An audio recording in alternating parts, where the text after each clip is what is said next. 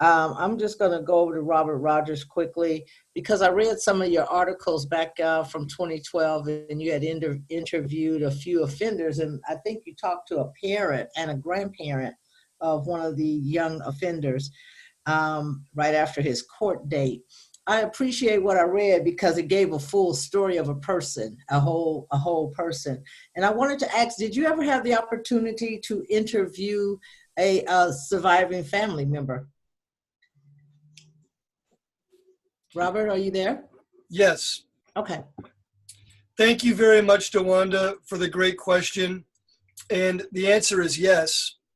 And I'll preface that by saying, I think that we all must understand, and sometimes we forget, especially people working in governmental institutions or in the media, both of which I've been a member of, that at a fundamental level, we all need someone to listen to us.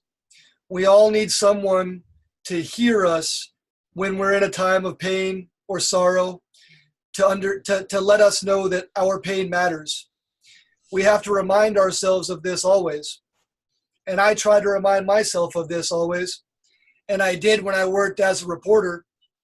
And quick story, it was several years ago that I met an incredible young man. And he was working in a county program at a garden in North Richmond. And he was 21 years old. And he was a delightful person to speak with one-on-one.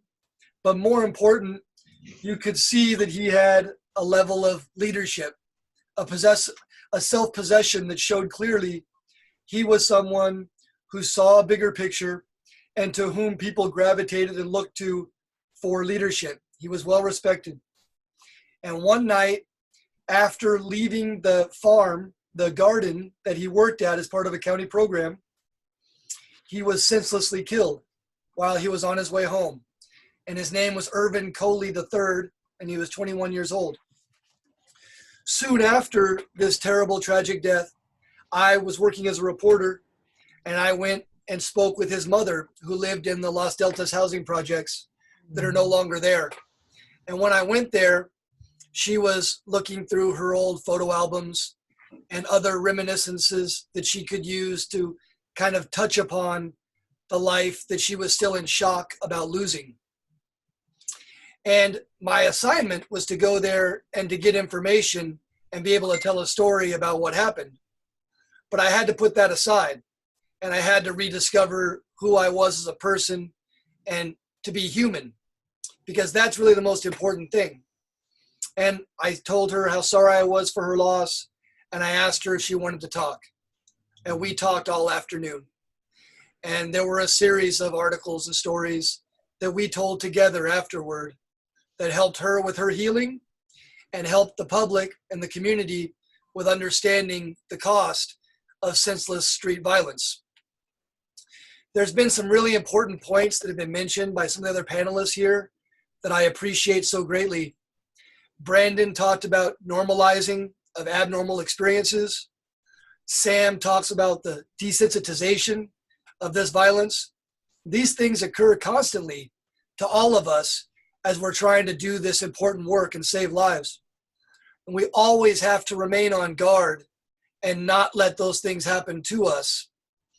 That's why the media and other people who may intersect with us when we have episodes of violence or loss or tragedy are important, because we can never allow these kinds of things to be normalized.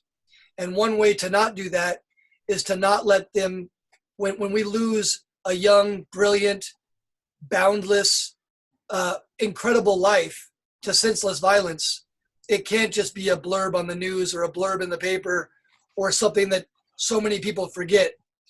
In other communities across the country, when other people, maybe in more affluent communities, lose their lives senselessly, that's not normalized. That's seen as a really terrible, tragic thing by so many.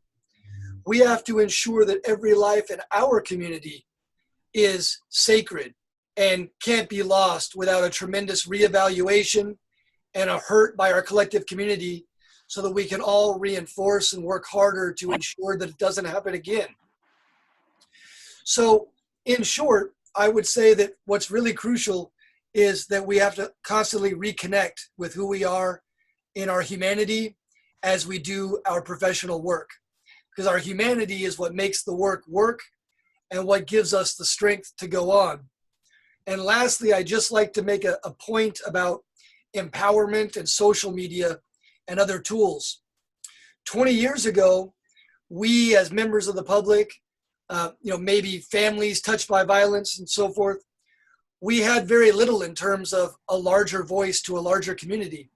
We could hope that we got on the evening news or got in front of a camera.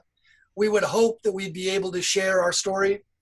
But now, any of us can get on Zoom or get on Facebook or Twitter or anything else, and we can share our stories, and we can make sure that what happens in our community is not given short shrift or not put at the back of the newscast. We can take control of our story and make ourselves heard, and that's a powerful thing.